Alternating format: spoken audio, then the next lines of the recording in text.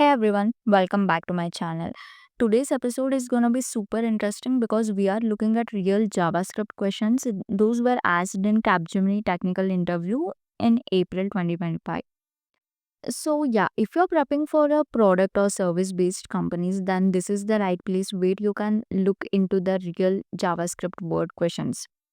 Uh, so let's kick things off with a classic interview favorite, checking whether a number is prime or not. Here's the twist.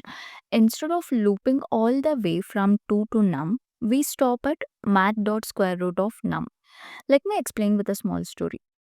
Think of it like trying to find a secret doorway to number secret. Most of those doors lie before its square root, right? Example, like for number 25, you don't need to chuck up to 25. Just chuck till 5. Because any factor pair will have a small number that lies before or at square root of 25. This makes the solution way faster, especially when the num is huge, like 99739926. Oh, and quick reminder, 1 is not a prime. So we handle that edge case first. Loop through 2 to square root of num. If it divides evenly, return false, else return true. And there you go. You have got a clean, optimized, and solution ready to impress. Next up, we have a classic filtering problem. We are given an array and the goal is to return only even numbers. Now, sure, you could use dot filter of num divisible by 2, whether check like if it is equal to, if the remainder is 0, then it's gonna be even. But this challenge wants to see our fundamentals, right? So here's what we're gonna do. Step 1, let's initialize an empty array. Step 2, loop through each item. Step 3, check if the number is divisible by 2.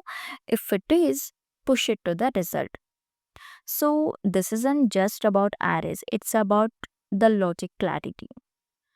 Are you comfortable using loops? Can you trace the flow? Interviewers want to know that if they throw you into a live project tomorrow, you can think, debug, and deliver. And this test is perfect for that. And now, the final question, flattening nested arrays. Picture this, you're handed a deeply nested array like this. You can't just push everything. Some elements are buried layers deep, right? Because it's nested. This is where recursion becomes your superpower. Of course, you can use the flatten array method, but again, coming to the fundamental part, without using the flatten array, we need to do. So, this is where recursion becomes our superpower. The function walks through every element. If it finds an array, it calls itself again. That's recursion. A function that trusts itself to handle the same task. If it's not an array, well, we just push that value into the result. Think of this like peeling layers of an onion or unboxing gifts until only the core values remain. This logic is so real world that React devs flatten API responses, data engineers flatten nested JSON, even chatbots like this flatten multi level array under the hood. Master this and you're interview ready for any level. So there you go. Three real company asked coding problems straight from the interview round. We covered optimization with the prime chunks, logical clarity in filtering, and recursion magic with array flattening.